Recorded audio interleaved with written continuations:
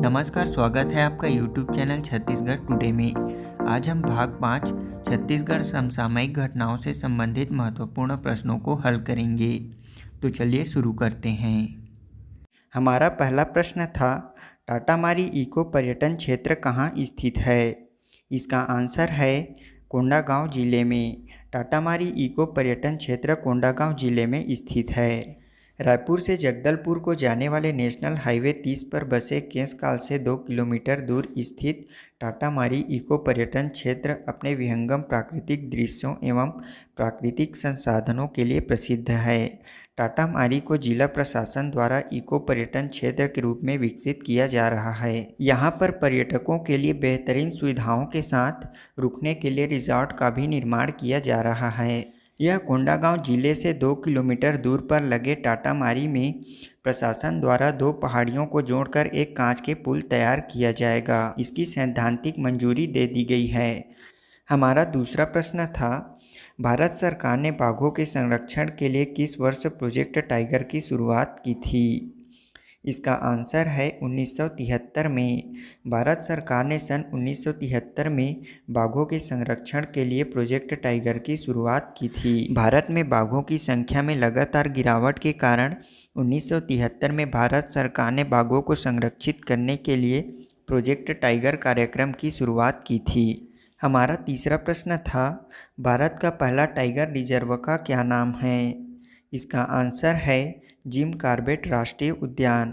भारत का पहला tiger reserve Jim Corbett राष्ट्रीय उद्यान है। यह राष्ट्रीय उद्यान टाइगर रिजर्व उत्तराखंड के नैनीताल जिले के रामनगर के पास स्थित है। बता दें कि कॉर्बेट नेशनल पार्क 1973 में प्रोजेक्ट टाइगर के तहत आने वाला भारत का पहला राष्ट्रीय उद्यान और पहला अभयारण्य है। Jim Corbett national park Himalaya की तलहटी में स्थित है। इस राष्ट्रीय उद्यान की स्थापना 1936 में हुई थी। उस समय पार्क का नाम हैली नेशनल पार्क था, जिसका नाम एकजुट प्रांतों के गवर्नर सर हैली के सम्मान में रखा गया था। विधानसभा की त्रैमासिक शोध पत्रिका का क्या नाम है? इसका आंसर है विधायन। विधानसभा की त्रैमासिक शोध पत्रिका का नाम विधायन है। हमारा दूसरा प्रश्न है, राज्य का पहला रेडिएशन सेंटर कहाँ स्थापित किया जाएगा? इसका आंसर है इंदिरा गांधी कृषि विश्वविद्यालय रायपुर में। राज्य का पहला रेडिएशन सेंटर इंदिरा गांधी कृषि विश्वविद्यालय रायपुर में स्थापित किया जाएगा। इसे बनाने के लिए भाभा एटॉमिक रिसर्च सेंटर भी टेक्निकल मदद कर रही है। इसमें फल सब्जियों के नुकसान करने वाले बैक्टीरिया को नष्ट कर इसके खराब होने की अवधि को बढ़ाई जा सकती है। तीसरा प्रश्न है, हाल ही में छत्तीसगढ़ के नक्सल प्रभावित जिलों में शामिल होने वाला नया जिला कौन सा है?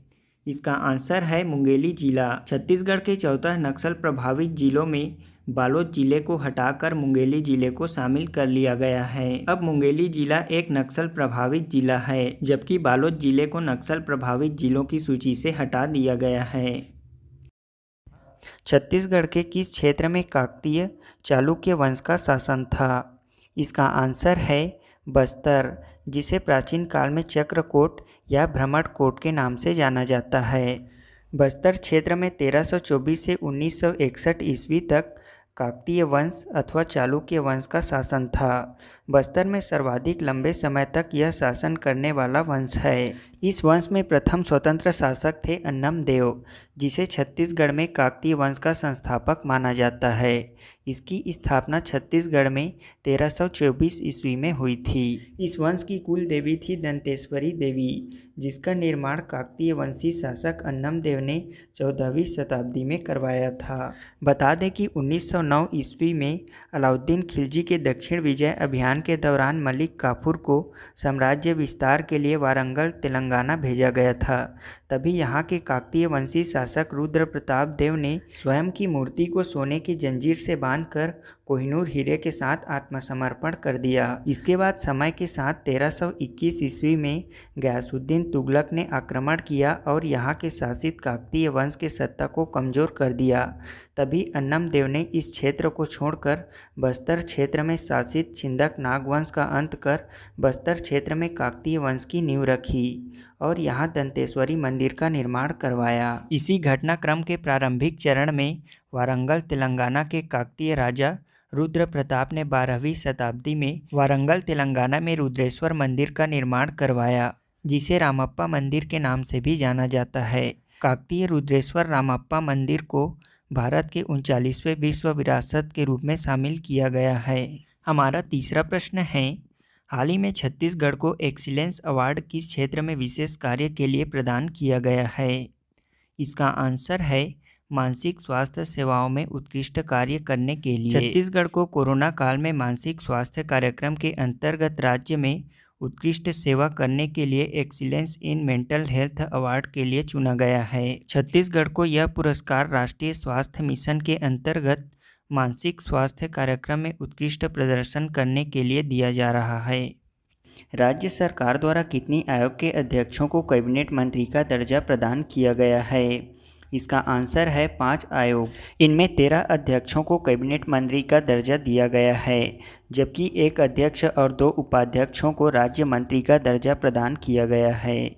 हमारा दूसरा प्रश्न है, दंतेवाड़ा जिले में स्थित टेकनार औद्योगिक क्षेत्र का नाम किसके नाम पर रखे जाने का निर्णय लिया गया है?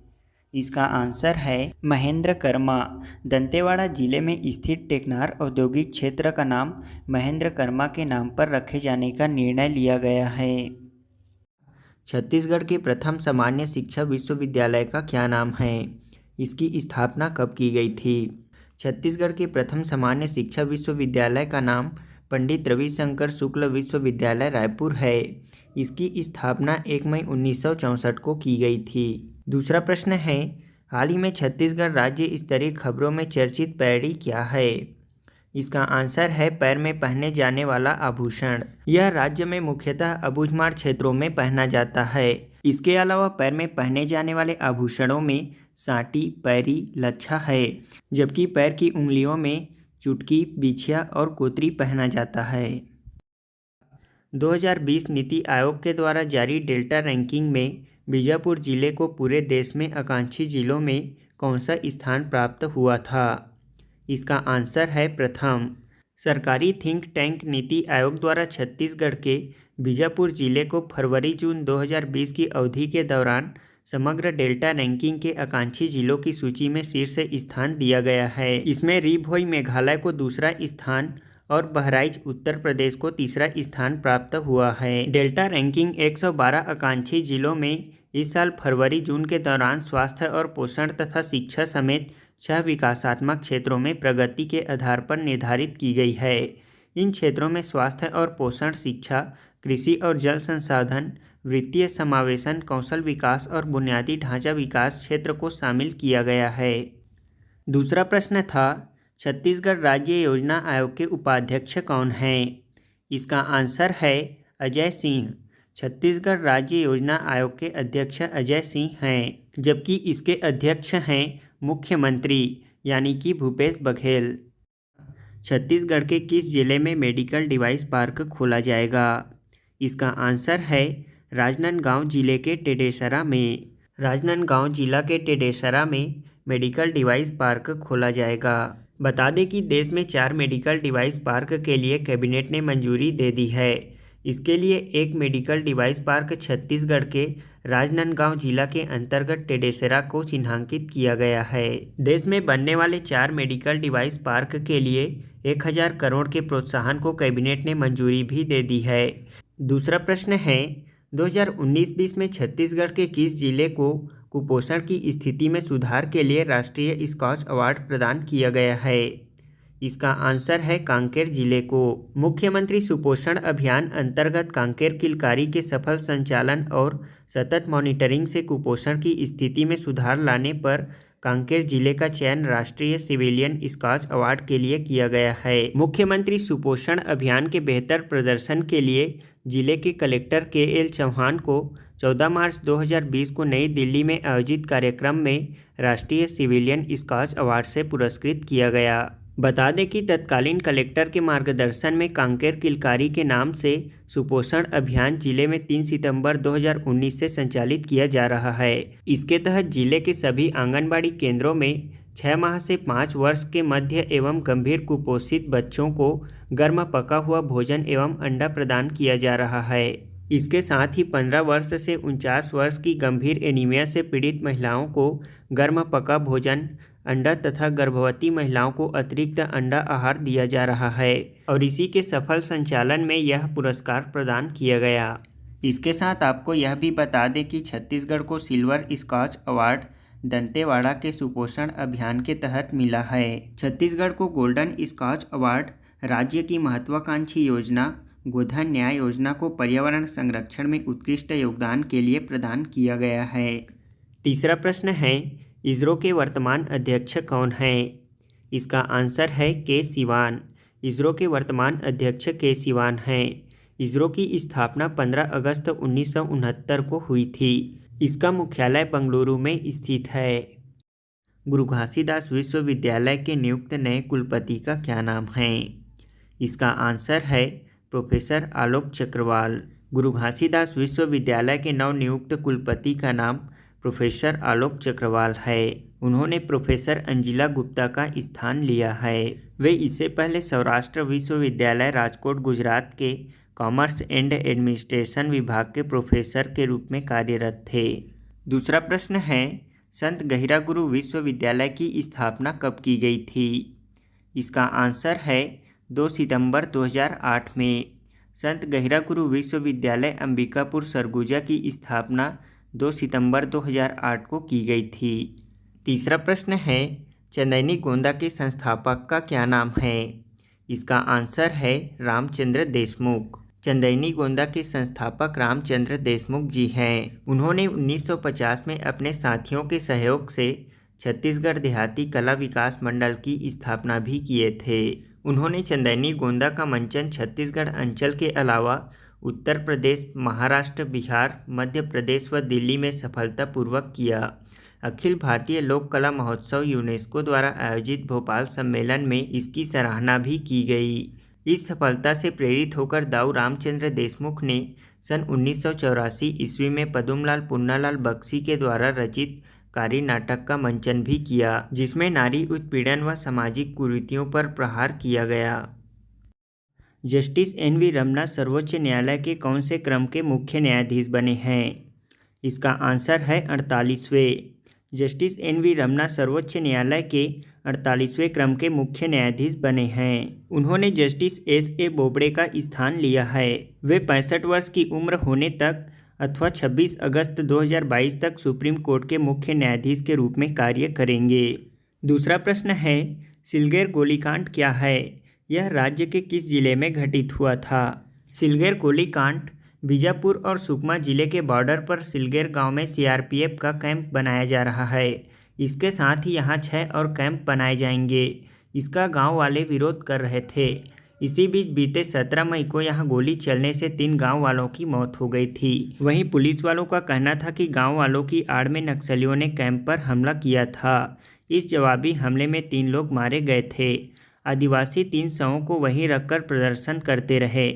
जिला प्रशासन के अधिकारियों के हस्तक्षेप के बाद जांच का आदेश हुआ और इसके बाद शवों का अंतिम संस्कार हो सका। वहीं इसके बाद आदिवासियों का सत्याग्रह शुरू हुआ, जो कि 28 दिनों तक चला था और इसी के तहत बीजापुर जिले के गांव सिलगेर में लंबे समय से चल रहे आंदोलन और आदिवासी क्षेत्रों में नाराजगी के बाद भी प्रदेश सरकार सिलगेर गोलीकांड की न्यायिक जांच नहीं कराने की बात कही है। हाल ही में बस्तर क्षेत्र के कांग्रेस नेताओं से मुलाकात के बाद सीएम भूपेश बघेल ने मजिस्ट्रियल जांच को 6 महीने के भीतर पूरा कराने का आश्वासन दिया है।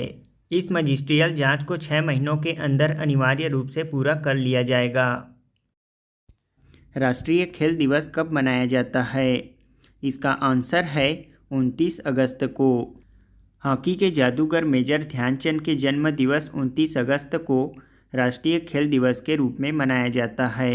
भारत सरकार द्वारा इसी दिन राष्ट्रीय खेल पुरस्कार भी दिया जाता है। मेजर ध्यानचंद ने 1928, 1932 और 1936 में 3 ओलंपिक स्वर्ण पदक जीते थे। दूसरा प्रश्न है, राज्य में गुंडाधुर सम्मान किस क्षेत्र में दिया जाता है? इसका आंसर है खेल के क्षेत्र में।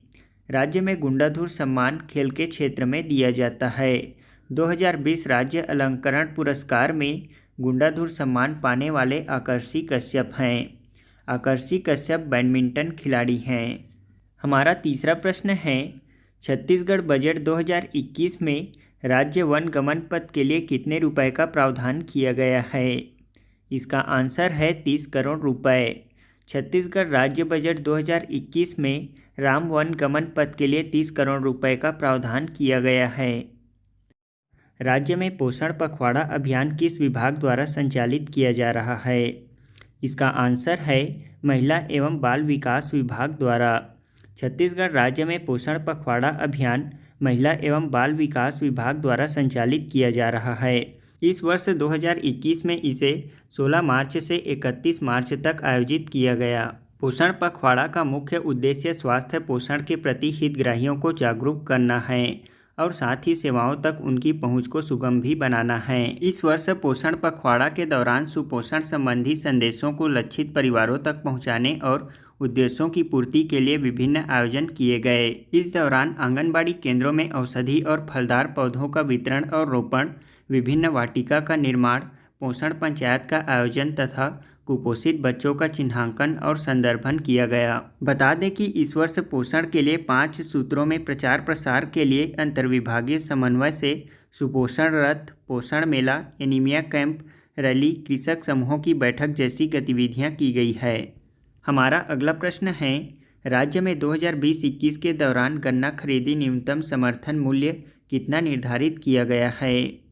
इसका आंसर है 355 रुपये प्रति क्विंटल। हमारा अगला प्रश्न है, राज्य की कामधेनु विश्वविद्यालय का नाम बदलकर किनके नाम पर किया गया है? इसका आंसर है वासुदेव चंद्राकर। राज्य की कामधेनु विश्वविद्यालय का नाम परिवर्तन कर वासुदेव चंद्राकर के नाम पर रखा गया है। बता दें कि वासुदेव चंद्राकर छत्तीसगढ़ के चाणक्य कहलाते थे, जो कि मुख्यमंत्री भूपेश बघेल के राजनीतिक गुरु थे। अब इस विश्वविद्यालय का नाम दाऊ श्री वासुदेव चंद्राकर कामधेनु विश्वविद्यालय अंजोरा दुर्ग है। इसकी स्थापना अप्रैल 2012 में की गई थी। यह प्रदेश का एकमात्र पशु चिकित्सा विश्वविद्यालय है। छत्तीसगढ़ के किस खिलाड़ी को ब्रिटिश संसद के द्वारा शो इंस्पायर अवार्ड से सम्मानित किया गया है?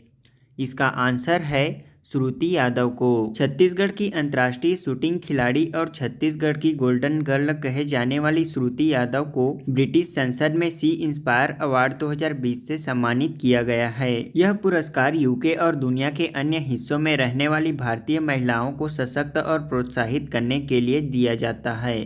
बता दें कि श्रुति यादव कोरबा जिले की रहने वाली हैं।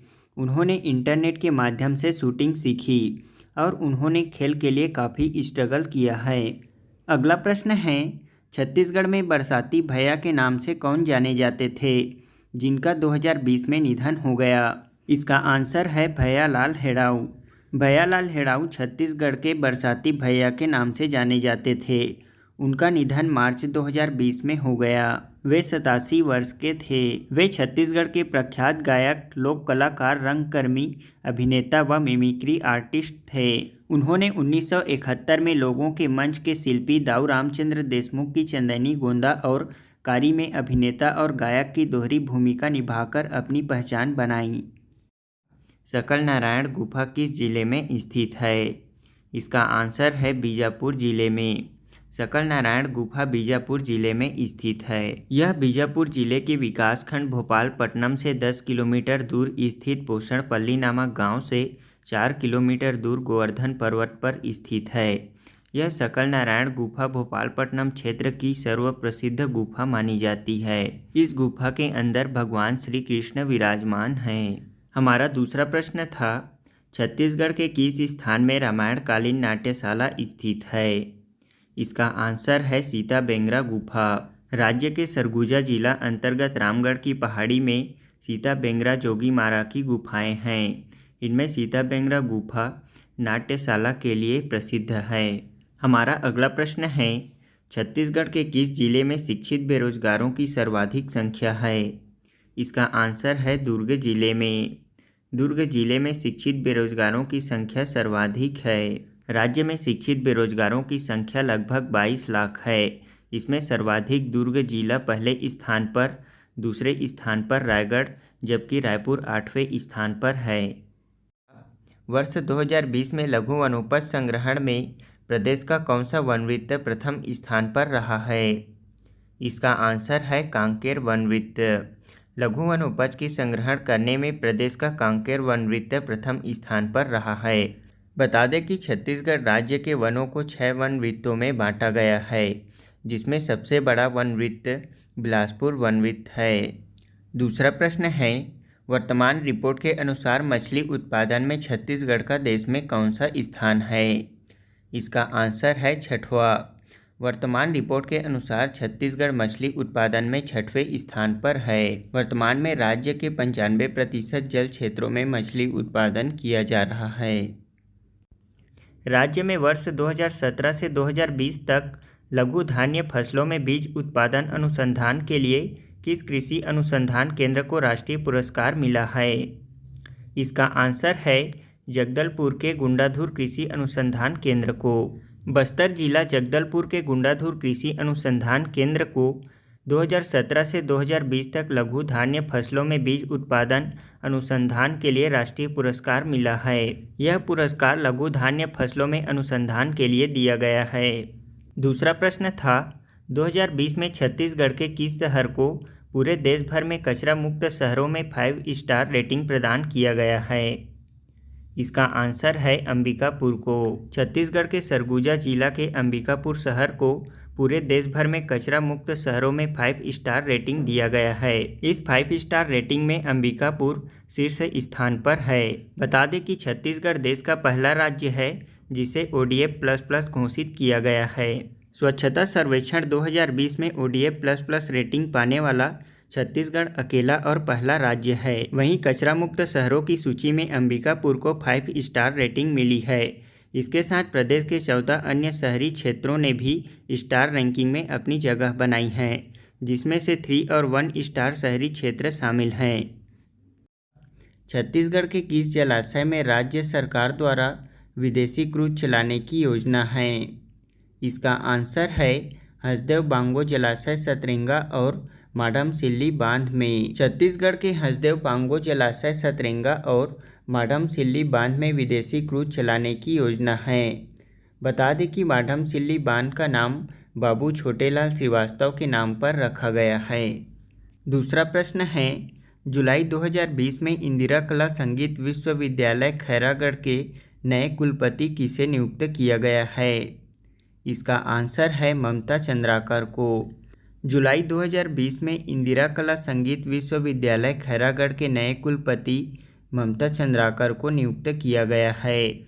बता दें कि उन्हें मोक्षदा चंद्राकर के नाम से भी जाना जाता है। मोक्षदा चंद्राकर पूर्व कुलपति डॉक्टर मांडवी सिंह की जगह लिए हैं। इसके साथ आपको यह भी बता दें कि ममता चंद्राकर को वर्ष 2016 में पद्मश्री पुरस्कार से भी सम्मानित किया जा चुका है। तीसरा प्रश्न है, छत्तीसगढ़ में नवनियुक्त राज्य वित्त आयोग के अध्यक्ष कौन हैं? इसका आंसर है सर्जियस मिंज। सर्जियस मिंज राज्य वित्त आयोग के वर्तमान अध्यक्ष हैं।